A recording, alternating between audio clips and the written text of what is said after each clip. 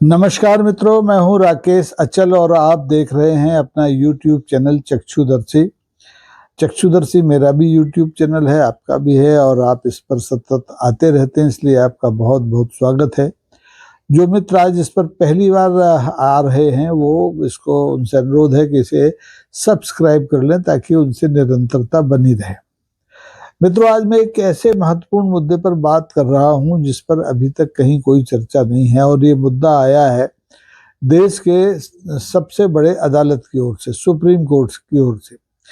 अभी कल जो बीत गया शुक्रवार को सुप्रीम कोर्ट में वकीलों ने जब सीजेआई से कहा कि साहब अर्जेंट मामलों की लिस्टिंग बता दीजिए, तो सीजेआई साहब ने एक विचित्र बात कही। उन्होंने कहा कि देखिए, हमारे जज काम बाढ़ से परेशान हैं और पूरी पूरी रात मामलों को पढ़ते रहते हैं, इसलिए आप लोग थोड़ा विचार कीजिए। उन्होंने वकीलों को भरोसा भी दिलाया कि ऐसा नहीं है कि अब जो छुट्टी आ रही तो आप परेशान हो। 22 दिसंबर को छुट्टी के दिन भी ये जो आपका अर्जेंट हियरिंग के मामले हैं उनको सुना जाएगा। और ये अर्जेंट हियरिंग के मामलों में कौन से मामले मुख्य होंगे? जैसे बच्चों की कस्टडी का मामला है, जैसे अंतरिम जमानत का मामला है, या जैसे पुलिस किसी को गिरफ्तार करना चाहती है तो उससे गलत तरीके से तो उससे सुरक्षा हासिल करने का मामला है। तो माननीय अदालत ने, माननीय सीजेआई सूर्यकांत साहब ने सभी वकीलों को आश्वस्त किया कि वो 22 तारीख का इंतजार करें। 22 को इन तीनों तरह के जो मामले हैं उनकी अर्जेंट हियरिंग होगी। अब जब सीजेआई ने ये 22 दिसंबर को एक तरह से स्पेशल डे घोषित कर दिया न्याय के लिए, तो लद्दाख के लोगों की नज़र फिर से सुप्रीम कोर्ट पर लग गई, क्योंकि लद्दाख के जो गांधी हैं, जो पर्यावरणविद हैं, जो जननेता हैं सोनम वांगचुक, उनका मामला भी अंतरिम जमानत का है। तो लद्दाख की जनता को, सोनम वांगचुक के परिवार को, सोनम वांगचुक के शुभचिंतकों को, उनके वकीलों को भी अब ये लगा कि मुमकिन है कि 22 दिसंबर को जब ये अर्जेंट हियरिंग के मामले होंगे तो सोनम वांगचुक की जमानत का मामला भी शायद इसमें लिस्ट कर दिया जाए। हालांकि सोनम वांगचुक के मामले के लिए 6 जनवरी की तारीख माननीय सुप्रीम कोर्ट लगा चुका है। तो अब सवाल ये है कि क्या सोनम वांगचुक की गिरफ्तारी, सीधा सीधा सवाल है कि क्या सोनम वांगचुक का जो मामला है इन मानकों पर खरा उतरता है कि उन्हें अर्जेंट हियरिंग में लिया जाए, या फिर सुप्रीम कोर्ट की नज़र में जो व्यक्तिगत स्वतंत्रता है उसकी कोई कीमत नहीं है। अब ये सवाल है, ये कोई आक्षेप नहीं है। अब लेकिन देखिए, जब मामला संवैधानिक अधिकारों का आता है और व्यक्ति की स्वतंत्रता का आता है, तो अक्सर देखा जाता है कि कभी तो अदालत के पास समय नहीं होता, कभी सरकार के पास समय नहीं होता, तारीख पर तारीख लगती चली जाती है। सोनम वांगचुक तो 26 सितंबर से तारीख पर तारीख झेल रहे हैं, हर 15 दिन में उनको एक नई तारीख मिल जाती है। इस तरह से वो अपने रिहाई की इंतजार में है, उनके समर्थक उनकी रिहाई की प्रत्याशा में है। लेकिन जब भी सोनम का नाम आता है कुछ ना कुछ गड़बड़ हो जाती है। पिछली बार भी यही हुआ। तो अब सब मौन जब हो जाते हैं तो सवाल ये नहीं उठता कि हमारे जो माननीय जजेज हैं, जिनके बारे में माननीय सीजेआई साहब ने कहा कि वो रात रात भर फाइल पढ़ते हैं, बिल्कुल पढ़ते होंगे, उनकी क्षमता पर कोई किसी को संदेह नहीं है। लेकिन ये सवाल जरूर आता है कि उनके पास ऐसी ही फाइलें क्यों जाती हैं जिन्हें रात भर पढ़ना पड़ता है। क्या सोनम वांगचुक की अंतरिम रिहाई का मामला ऐसा नहीं है जिसे प्राथमिकता के आधार पर सुना जाए, फैसला किया जाए, और उनकी फाइलों को भी हमारे जो माननीय जज हैं वो रात रात भर पढ़ें? अब 22 दिसंबर की जो तारीख है, इस लिहाज से अर्जेंट हियरिंग के लिहाज से एक महत्वपूर्ण तारीख हो गई है। महत्वपूर्ण तारीख इसलिए हो गई कि इससे माननीय जो सुप्रीम कोर्ट है और जो हमारी पूरी न्यायिक प्रणाली है उसके प्रति जनता की विश्वसनीयता इससे जुड़ी है। 22 दिसंबर से अगर बहुत से मामले होंगे, मेरे ख्याल से दर्जनों मामले होंगे जो इस अर्जेंट हियरिंग की प्रत्याशा में पड़े होंगे, जिसमें बच्चों की कस्टडी का मामला होगा, सोनम वांगचुक जैसे ढेरों लोगों की अंतरिम जमानत का मामला होगा, और गिरफ्तारी से सुरक्षाओं के मामले होंगे, क्योंकि पुलिस तो हर सूबे में किसी न किसी को परेशान करने में लगी है, चाहे वो समाज का आदमी हो, चाहे राजनीति का आदमी हो, या सत्ता प्रतिष्ठान के खिलाफ बोलने वाला कोई आदमी हो। पुलिस तो उठाने के लिए लगी। सोशल साइट पर आप कुछ लिख दीजिए, पुलिस चाहे तो आपको गिरफ्तार कर सकती है। तो ऐसे मामले बड़ी संख्या में 22 तारीख का इंतजार कर रहे हैं। लेकिन डर लोगों को यही है कि ये जो 22 तारीख को अर्जेंट हियरिंग की बात माननीय CJI साहब ने कही है, ये क्या वास्तव में लोगों की उम्मीदों पर खरी उतरेगी, लोगों की उम्मीदों को पूरा करेगी, या ये भी एक तरह से जैसे राजनीति में जुमलेबाजी होती है, ऐसे न्यायिक जुमला होकर रह जाएगी। तो ये जिम्मेदारी किसके ऊपर आती है? ये जिम्मेदारी वकीलों के ऊपर भी आती है, ये जिम्मेदारी माननीय हमारे न्यायाधीशों पर भी आती है कि वो अदालत की विश्वसनीयता को बनाए रखें और एक ऐसा मानदंड बनाएं, ऐसा कोई मानक खड़ा करें जिससे कि इस तरह के जो मामले हैं अर्जेंट हियरिंग के, वो सब खड़े उतर पाए। अब मुझे तो लगता है कि सोनम वांगचुक का मामला भी अर्जेंट हियरिंग की श्रेणी में आता है, क्योंकि वो एक तो निजी स्वतंत्रता का भी मामला है, दूसरे उसके सोनम के संवैधानिक अधिकारों का भी मामला है, और सरकार द्वारा NSA का जो दुरुपयोग किया गया है उसका भी मामला है।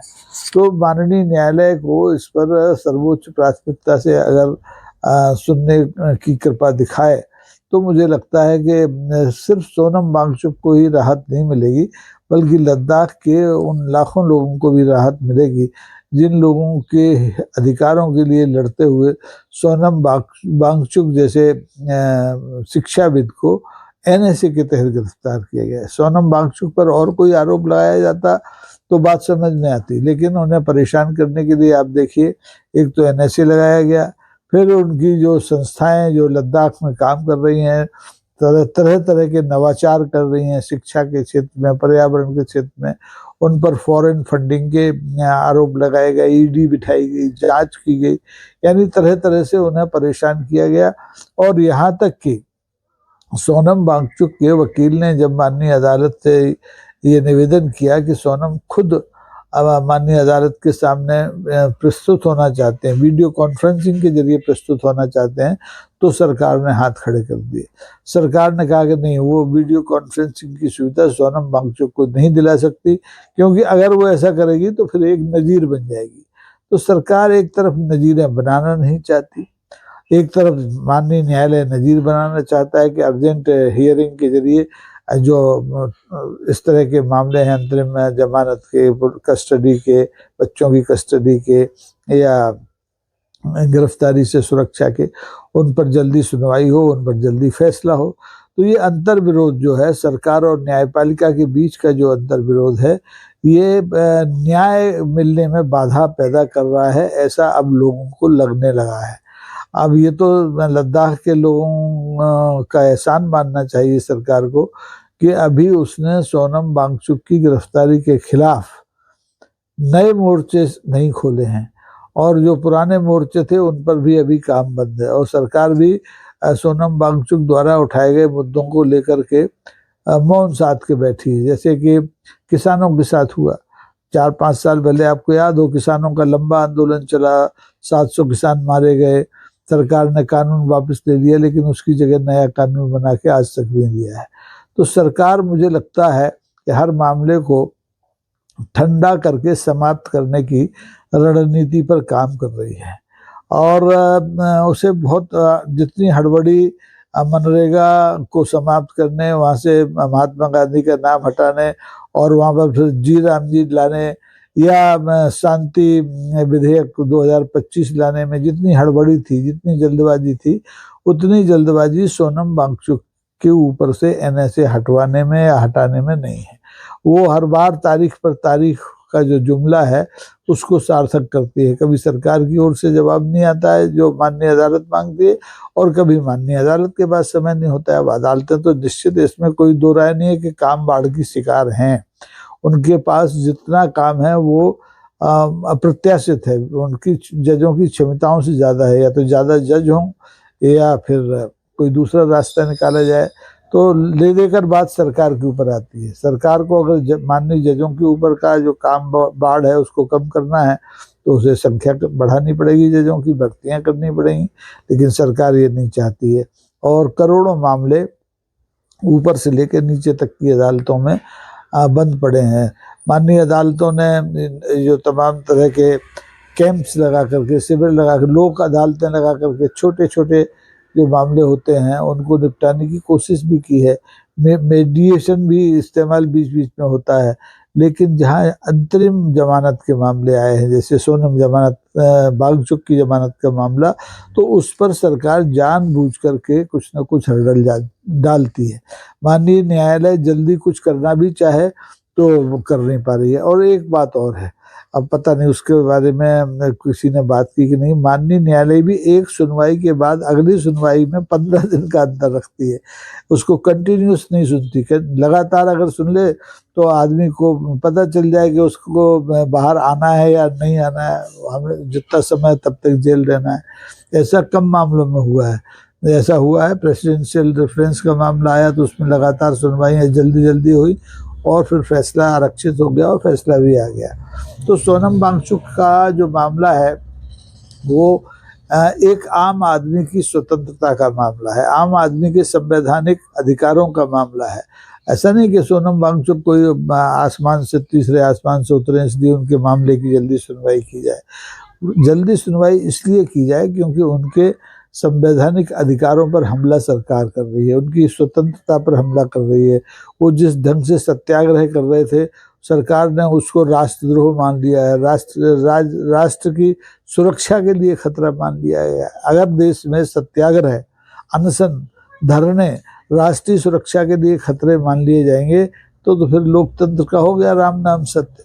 तो मुझे उम्मीद है कि जो 22 दिसंबर की तारीख है वो एक नज़ीर बनेगी और वो सोनम वांगचुक के लिए भी नज़ीर बन सकती है, बशर्ते कि ये सोनम के जो वकील हैं वो माननीय न्यायालय के पास फिर से जाएं, उनसे कहें कि ये जो उसकी अंतरिम जमानत का मामला है ये भी अर्जेंट मामला है, इसको भी 22 दिसंबर को सुन लिया जाए 6 जनवरी की बजाय, तो कृपा हो।